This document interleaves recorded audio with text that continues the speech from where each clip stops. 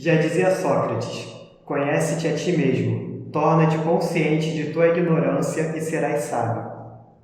E é sobre isso, gente.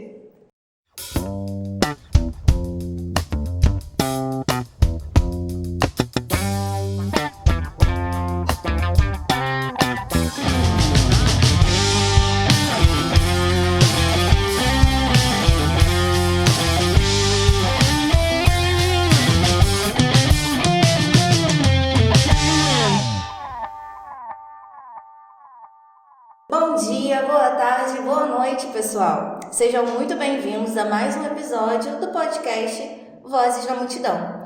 Eu sou Caroline Ramos e é sempre um prazer estar aqui com vocês.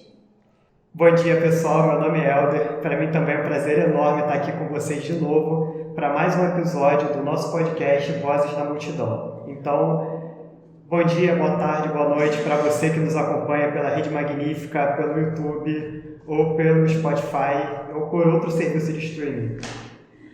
Oi, gente, eu sou Miranda e eu tô muito animada pro episódio de hoje. Eu tenho que admitir que o título do episódio já me parece bem poético, né? Me faz até uma menção meio bíblica, eu acho. Eu diria grega, já que o Helder falou conhece-te a ti mesmo. É verdade, Sócrates. é verdade. Mas eu tenho quase certeza que tem alguma coisa bíblica e parecido. Mas enfim, vamos direto ao ponto, né? A nossa proposta de hoje é conversar um pouquinho sobre uns assuntos que são realmente muito importantes e que têm ganhado um pouco mais de destaque, né? Principalmente nos meios das redes sociais, né? Que no caso é a saúde mental, o autoconhecimento e o autocuidado. E para ajudar a gente nessa conversa, porque com certeza a gente não ia conseguir falar sobre tanta coisa assim sozinhos, a gente convidou uma pessoa que tem uma experiência muito vasta nesse assunto, que é a Tâmara. Então eu chamo agora a Tâmara, você pode se apresentar um pouquinho para o pessoal. Olá, meus amigos. Bom dia, boa tarde ou boa noite a todos. Sou a psicóloga Tâmara Alves e atuo na área da psicologia clínica há 12 anos. Muito obrigada por ter aceitado o nosso convite, Tâmara. Já peço desculpas por eu fazer uma pergunta difícil, mas é porque eu sou uma grande entusiasta desse assunto. E quem me conhece já sabe que eu leio alguns livros e eu tenho um pouco de teoria e eu posso ser um pouquinho difícil. Então já peço minhas desculpas. Tudo bem, Miranda, fique à vontade. Antes de começarmos esse papo sobre saúde mental e autoconhecimento, a gente já deve voltar um pouquinho e falar sobre algo muito importante, que é a terapia. Que acredito seja o maior meio da gente poder se conhecer hoje em dia, e talvez antigamente também, mas ainda sofre muito tabu. Também acredito nisso. Eu acho uma boa, né? E já que você tocou nesse assunto, Miranda, eu queria fazer uma perguntinha para você, uma perguntinha meio discreta. Vocês já fizeram terapia alguma vez ou fazem? Sim, faço. Sim. Adoro, por sinal. Eu acredito que a minha psicóloga, sabe que ela é uma pessoa muito iluminada por Deus, ela deve rir muito das minhas crises, dos meus surtos, porque são coisas que parecem óbvias, mas eu preciso falar e conversar com ela para poder clarear a minha mente e entender que é uma coisa óbvia, sabe? E não é nem conversar com ela, é levar umas bicudas. É verdade. Ela não gosta que eu fale essa palavra bicudas, mas ela dá, sabe? Tem gente que não gosta desse estilo de terapia, mas eu acho que funciona muito pra mim, né? Quando você fala e a pessoa te responde de alguma forma e faz você perceber alguma coisa que você não estava percebendo, sabe?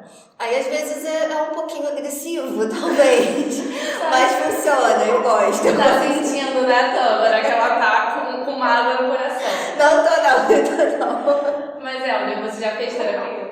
Eu já fiz, tem um tempinho já, mas eu já fiz. Tenho até que voltar fazendo. Acho que todo mundo precisa, né? Ainda mais nessa época de pandemia. Sim, eu acho que é uma coisa extremamente necessária. E aí, Tâmara, Eu? o que você acha? A gente falou certo? O que é terapia? Explica um pouquinho pra gente. Sim, meus amigos, de cada um pouquinho do que foi dito, tem um pouco de verdade, né? A terapia conjunto, né, de práticas terapêuticas e que nós vamos utilizando para poder auxiliar o paciente da melhor maneira possível a lidar com o seu sofrimento, daquilo que incomoda, que aflige, que causa angústia, descobertas de questões emocionais que até então não se tinham conhecimento, né? Às vezes fica tudo muito na superfície, um determinado assunto, uma determinada questão, mas na verdade permeia toda a parte da vida dele, né? Não só naquele foco. Então, a terapia traz essa clareza daquilo que verdadeiramente está acontecendo na vida da pessoa como um todo. Muito bom. Assim, eu comentei aqui rapidinho, né, que a minha psicóloga, ela sempre dá uma resposta de acordo com as coisas que eu vou falando. Sendo que eu sei, assim, por alto, que tem outros tipos de terapia também, né, que às vezes a pessoa só fala e o psicólogo escuta. E aí, eu nunca entendi direito todos esses tipos. Você pode explicar, assim, rapidamente, sem aprofundar, quais são esses tipos de terapia que tem? Dentro da psicologia, né, existem algumas linhas de preferência que alguns profissionais vão seguir, né? Terapia cognitivo-comportamental, a existencial humanista, né, psicanálise, a gestalt terapia, e cada uma delas trata de uma forma um pouquinho diferente, né, na condição do setting terapêutico. Show, muito bom. Então, né, apesar da gente estar trazendo à tona esse tema, né, de saúde mental e terapia, porque realmente a gente tem visto muita gente comentando nas redes sociais, ainda vemos também uma certa resistência sobre falar e sobre aceitar, cuidar da saúde mental, aceitar fazer terapia. Tem muitos tabus, né, de que terapia é só pra gente fraca, gente que não tem um controle emocional ou mental muito bom, né, entre muitas aspas, terapia é para loucos, né, coisa de gente doida. Você já ouviu essa frase, assim, no decorrer da sua vida, Tâmara? E como que você reagiu a ela? Bom, Carol, ao longo desses anos já me deparei com muitas frases e esta, com certeza, é uma delas. A terapia não é somente indicada para quem sofre com algum tipo de transtorno. Ela também pode auxiliar em situações como término de relacionamento, insegurança quanto à profissão a seguir, na dificuldade de lidar com a perda de um emprego ou até mesmo a mudança de emprego. É um auxílio em qualquer situação que possa gerar algum tipo de incômodo e desconforto. A gente tenta sempre esclarecer aquele que nos procura, né? Como realmente funciona essa questão da terapia e a importância de se procurar um tratamento psicológico. Então, pelo que eu entendi, a terapia é um meio da pessoa poder se ouvir e olhar mais para ela mesma. Isso é ótimo para chegarmos ao autoconhecimento que tanto falamos. Mas acredito que esse processo não seja nem um pouco fácil. Tô certa, Tâmara? Sim, Miranda. O processo terapêutico não é fácil. É um processo de encontro com o próprio eu, de desconstrução para reconstrução. É aprender a ressignificar a própria história, se libertar de antigas percepções e convicções passadas para ressignificar a vida que se está acontecendo, sendo vivida no momento presente. Enfrentar as dores que se julgavam resolvidas, é poder mexer naquelas que estavam escondidas. Descobrir responsável pelas suas próprias escolhas, aprendendo a lidar com as consequências. Enfim, terapia é uma viagem incrível, onde você é aquele que conhece e o mesmo a se conhecer. Continuando, então, né? A gente falou um pouco sobre terapia e autoconhecimento, sendo que um tópico muito importante do autoconhecimento é o discernimento dos seus limites, né? Saber respeitar os seus limites também é saber respeitar a si mesmo. Pelo menos é uma coisa que a minha psicóloga sempre dizia para mim, né? Diz para mim. O problema é como que a gente pode fazer isso, né? Aprender a respeitar a si mesmo, aprender qual é o nosso limite. Carol, a busca por aceitação dentro de um grupo é algo sempre muito frequente. Contudo, através do processo do autoconhecimento, será possível aceitar-se e valorizar-se. É o caminho para aprender a respeitar os próprios limites. Afinal, só podemos dar limites ao outro quando reconhecemos os nossos. Muito bom. Estou gostando, né, de verdade dessa conversa. Acho que quem não conhece, né, a terapia, nunca fez, tem as suas dúvidas, vai conseguir, assim, sanar e também deixar aí um pinguinho de curiosidade para poder procurar, né, e conhecer mais. Sim, e eu acho interessante também como às vezes a gente tem a impressão de que a gente se conhece bem, né? Afinal, a gente está com a gente, estamos conosco mesmo o tempo inteiro, então era de imaginar que a gente se conhecesse muito bem, mas na prática não é bem assim, né? Sim, tem muita coisa dentro da nossa mente que tá ali, a gente sabe que tá ali, mas a gente escolhe não ver, né? Escolhe esconder e não prestar tanta atenção. Não, tem coisa que a gente sequer sabe que está ali. Isso é verdade. Que é a parte do inconsciente, que o meu tão amado Jung fala de uma forma tão bela. Carol, apaixonada por psicanálise, né? Sim. Sabemos que temos uma outra pessoa que tem grande possibilidade de seguir a psicologia. Minha psicóloga estava falando comigo esses dias sobre isso, que eu devia chegar nessa área, gente. Eu concordo. Uma segunda faculdade, a gente pode pensar nisso no futuro, pessoal. Vou virar terapeuta, psicanalista.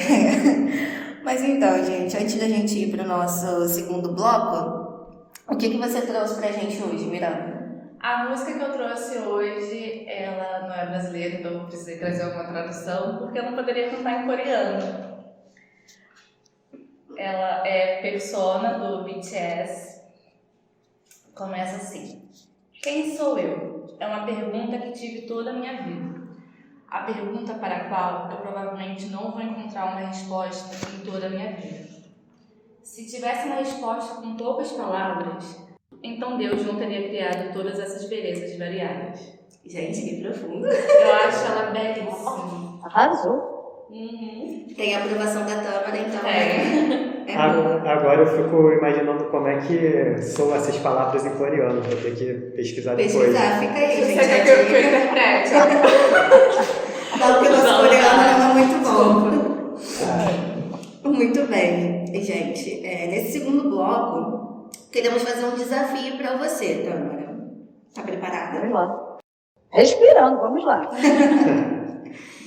Nós escolhemos algumas frases, né, que a gente ouve por aí, falado por algumas pessoas que a gente conhece, ou falado por alguns famosos também. Famosos, assim, pessoas que estão na mídia, né?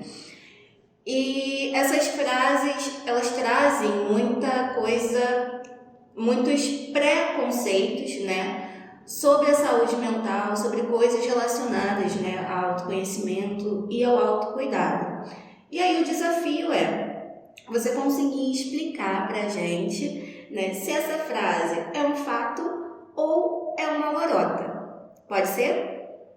Vamos lá, vamos tentar. Beleza, então. A primeira frase. Já ouvi muito de pessoas conhecidas essa frase, inclusive. Esses jovens são muito frescos. Por qualquer coisinha ficam depressivos. Na minha época, não era assim. E aí, Tâmara, o que você nos diz sobre essa frase? Lorota, né? Depressão não é frescura. Hoje em dia temos um olhar muito mais sensível às emoções e sentimentos do que na época dos nossos pais. Uma época em que não era comum a oportunidade de expressar pensamentos e sentimentos na juventude. Talvez por isso possuam certa dificuldade de compreender quando alguém precisa de ajuda no âmbito profissional. Sim, sim. E eu vejo muita gente assim, mais velha, na idade dos meus pais, falando isso, né, que na época deles eles tiveram uma criação, né, diferente, uma criação mais rígida, E aí, com isso, cresceram pessoas, entre aspas, melhores, pessoas mais saudáveis. Só que aí a gente para analisar o quão saudável é isso. Assim, e o problema deles são nossos, né? Porque esse saudáveis deles é o que ferra com o psicológico da juventude. Sim, são pessoas que têm os seus traumas, têm os seus problemas, sendo que não tem essa visão mais flexível e mais sensível para conseguir se abrir com um profissional psicólogo, né? Um profissional competente, que vai ajudar eles a sanar esses problemas que eles já carregam desde a infância. Acredito que não é nem questão de não conseguir se abrir, eles não veem realmente necessidade. É como se existe muito um pensamento dessa geração, dos nossos pais, de que tudo que eles passaram criou quem eles são. Então eles são pessoas mais, entre muitas aspas, fortes psicologicamente do que a gente, porque eles apanharam quando eles eram crianças, porque eles passaram fome, porque eles andavam 5 km a pé. Então eles têm essa força psicológica, psíquica muito mais latente do que a gente tem, porque a nossa vida foi muito fácil. Então eles não têm nem por que sofrer. Esse discurso seria muito presente. Quando a gente sabe que não é bem assim, né? Que assim, eles tiveram os traumas deles, que passaram, a gente também está tendo que passar pelos nossos, né? Enfim, a gente tem uma série de desafios, a gente apresenta uma série de desafios que eles não tinham na época da juventude deles, certo? Sim, uma coisa que eu percebo, por exemplo, na minha mãe. Minha mãe, ela se casou muito cedo, com 18 anos. Pra mim é uma idade muito absurda para se casar e construir uma família. Sim, porque eu hoje com 24, eu vejo que eu não tenho maturidade para isso. Exatamente. Pensando eu se seguisse o espaço de meus pais. Sim, e eu tenho umas crises de identidade de que são próprias para minha idade, mas que minha mãe nunca passou. E ela não consegue entender por que eu passo por isso. Mas na minha mente isso fica muito claro por questões de que a vivência que eu tenho não é a mesma vivência que ela. Não tinha como ela, com 18 anos casada, sendo mãe, parar e sentar e, meu Deus, o que eu estou fazendo na minha vida? Não dava mais. Já tinha feito uma escolha muito grande. Exatamente. Muito responsável. E isso, gente, é um fruto de longos encontros com a psicóloga, tá? Não é fácil chegar nessa conclusão assim. Mas então, vamos para a segunda frase, que a gente está se empolgando aqui. A gente se empolga, Tâmara. Tâmara conhece a gente. Tâmara sabe que a gente gosta de falar. Então, a segunda frase eu escutei recentemente, né? Ah, sim. E me causou algumas coisas assim no coração. Vamos lá. O machismo só acontece porque a mulher deixa ele acontecer. Se a mulher colocasse um basta no primeiro tapa que o cara desse, não existiria feminicídio. E aí, Tâmara? Então, esse tema é muito complexo, demandaria vários outros encontros. Durante toda a existência, né, da humanidade, as mulheres foram ensinadas que deveriam ser submissas ao homem. E até hoje, recebemos esse peso. Como consequência, há até uma certa dificuldade de se ter uma percepção mais clara de quando a violência começou a existir no relacionamento. A verdade é que o primeiro tapa já representa o topo de um processo abusivo que vem acontecendo há algum tempo, por algum motivo.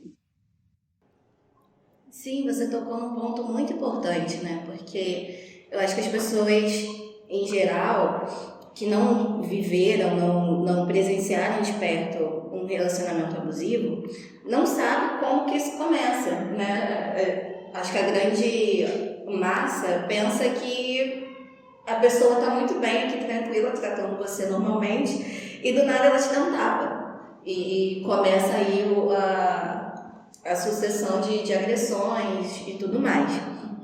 Sendo que quando a pessoa ela está envolvida num relacionamento assim, uma das primeiras coisas que vai sendo minada antes de chegar à agressão física é o psicológico dela.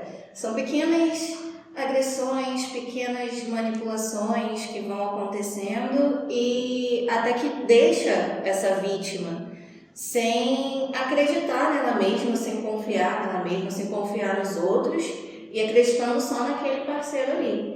Por isso que a gente vê tantos casos de mulheres que não conseguem denunciar, que continuam com seus agressores e não é motivo para discriminar essas mulheres, mas sim de saber olhar para a particularidade daquele caso, daquela situação. Sim, pegando a primeira parte dessa lorota, que é o machismo só acontece porque a mulher deixa ele acontecer, essa coisa que a Carol falou sobre a agressão ser mais psicológica no início, a verdade é que a mulher ela já é agredida psicologicamente na sociedade no momento que ela nasce. Isso é verdade. Então, é natural, não deveria ser, mas é natural que a mulher ela já esteja numa posição de submissão desde muito cedo, em que ela é acostumada a ficar em silêncio, a respeitar, a não fazer aquilo que meninos fazem, porque a gente é menina e a gente não pode. E, então, é uma vida de muitas microagressões que vão dominando a personalidade, a liberdade e o psicológico da mulher até chegar a um ponto em que ela vai entrar num relacionamento com um homem e não vai nem perceber essas microagressões que ela também vai receber até chegar a um tapa. Exatamente. E aí cai naquela velho dilema, né? Ah, foi só um tapa, não vai acontecer de novo porque ele pediu desculpas. Ai, sabe o que eu acho ainda pior do que isso?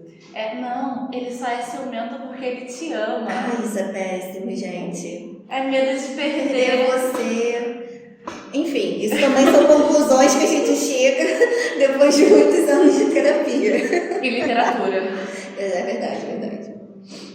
Então, vamos para a próxima frase agora.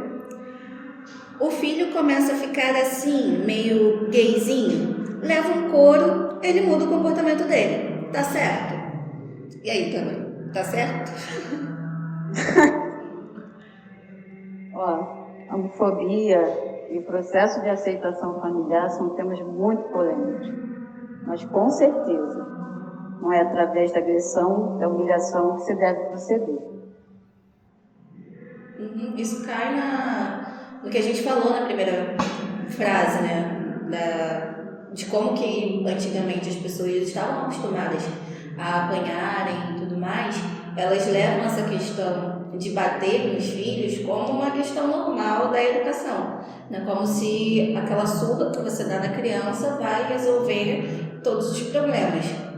O que não é verdade, cria uma pessoa super traumatizada, no caso aqui, né, da homossexualidade, cria uma pessoa que vai crescer com medo, né, de se abrir para os pais, né, que vai esconder os seus sentimentos, esconder quem ela é de verdade, vai crescer uma pessoa extremamente, como eu posso dizer, problemática, talvez, em relacionamentos, a forma como que ela vai se relacionar com as outras pessoas. O que vocês acham, Helder e Miranda? Eu acho que essa questão de bater no filho, achar que está educando, não leva a muita coisa, né? Você acaba criando uma pessoa que não vai deixar de falar sobre os seus problemas, não vai ter tanta confiança assim nos seus pais, e aí os pais de repente vão achar que estão educando o filho, quando na verdade ele só vai ter mais medo e dificuldade de conversar sobre determinados assuntos com seus pais. Sim, e é totalmente absurdo pensar que bater vai solucionar alguma coisa. Principalmente em casos de orientação sexual. Você não vai bater no seu filho que é gay e do nada vai pensar, ai não, agora eu sou hétero. Não vai dar lógica. Não faz lógica nenhuma. E até a questão de que hoje em dia se fala muito que nos dias de hoje tem muitos gays, você não pode olhar pra lá, não tem gay. Sempre teve. Sempre teve. Na época de Jesus tinha. Só que era escondido. Sim. A nossa próxima sentença. As pessoas que se matam são fracas. Isso é muita falta de Deus. E aí, Tamara? O que você nos diz sobre isso? E aí, né? E aí? Bom, O suicídio é considerado pela OMS caso de saúde pública. Envolve diversos fatores, pessoais, sociais, ambientais, culturais, psicológicos. A depressão é uma das causas principais de suicídio. Depressão não é fraqueza. Depressão não é falta de Deus. É interessante isso que você falou, porque ainda é muito tabu essa questão da depressão, de que quando a pessoa se mata, ela não pensa nas outras pessoas, ela é uma pessoa fraca, ela é uma pessoa que não tem amor a Deus. E, na verdade, tem muitas outras coisas por trás desse ato de se matar, né, que envolvem um psicológico afetado, talvez muitos traumas, muitas agressões, que a sociedade não vê e só julga. A gente tem até, hoje em dia, campanhas, né, que falam sobre essa prevenção ao suicídio, sobre você dar mais atenção a isso. A gente tem aí o Setembro Amarelo, sendo que o problema é que a gente só fala, né, sobre essa questão do suicídio durante o Setembro Amarelo. O resto do E ano, o resto do ano esquece. e as pessoas continuam aí sofrendo psicologicamente, continuam se matando, né, ou continuam se machucando a ponto de ir parar em hospitais e tudo mais. E isso compromete muito, né, não só a vida dela, mas das pessoas no entorno. Então, saber entender que a depressão é uma doença, que a pessoa está em sofrimento, é muito importante, já é o primeiro passo, né, para conseguir ajudar aquela pessoa que está ali sofrendo. Exatamente, a depressão é uma doença e quem está pensando em suicídio tem que procurar e conseguir ajuda, né? Existe tratamento, existem formas de aprender a lidar com essa situação e a gente precisa entender que realmente não é fraqueza, é um problema, é uma doença que requer determinados cuidados, certo? Isso aí. Então vamos para a nossa última sentença de hoje, né? Para dar um descanso para a Tâmara também. Todos precisam de terapia, porque nossas vidas são permeadas por traumas individuais que deixam marcas em nossa psique. E aí, Tâmara? Fato, né? Então, acho que de todas as sentenças aqui, fato. a gente pode concluir que essa aqui é verdadeira e as outras são todas lorotas, né? Mas deixa eu dar minha resposta, né? Dar uma explicação sobre isso, vai. Então, vamos lá. A terapia, ela tem um valor imensurável na vida de um ser humano. Uma das formas de autocuidado. Através dela, é possível aprender a não se permitir mais ser controlado pelos fatos do passado, que possam ainda estar interferindo e causando prejuízo no hoje, na vida presente. A possibilidade de poder aprender a enxergar a vida por um ângulo ou um ponto de vista diferente. É aquilo que eu sempre costumo colocar, né? Não é um processo fácil, como já dissemos, e o início costuma ser bem difícil, mas quem se permite a experiência de tentar, principalmente de continuar, consegue perceber e desfrutar do seu benefício. Tâmara, eu vou te fazer uma pergunta que não está no roteiro. Eu só quero perguntar o que essas frases que foram lorotas, qual é o peso que ela pode ter na vida de quem escuta? Essas frases têm um impacto muito grande, literalmente, naquele que ouve, principalmente se o estado emocional, psicológico não estiver equilibrado. É isso, gente. É sobre isso, né, gente? Encerrando, né, o nosso episódio de hoje, eu queria te agradecer mais uma vez, Tâmara. Muito obrigada por ter aceitado esse convite. Eu sei que a gente só te mete em furada para estar falando e tudo mais. Já não é a primeira vez. Não. Mas fico muito feliz por você, né, ter aceitado e estar ajudando a gente com esse projeto aí. Respirei fundo 1 milhão de vezes, tá? A gente entende, a gente também toma da gente como a gente, viu só? Isso é pra mostrar que não é só porque você faz psicologia que você é um ser evoluído, né? que você consegue controlar todos os seus problemas e tudo mais. Só que a questão é que Tâmara se conhece, então ela sabe qual é o limite dela. Exatamente. Importante. Diferente da gente, Carol, que a gente se bota em várias situações. É verdade, ainda preciso aprender muito com Tâmara. Exatamente. Respeitar os meus limites e tudo mais. Mas é isso, pessoal. A gente vai encerrando o episódio de hoje. Mas antes de encerrar, eu trago aqui 2 dicas literárias para vocês, né, de 2 livros do mesmo autor. O primeiro é As Coisas que Você Só Vê Quando Desacelera.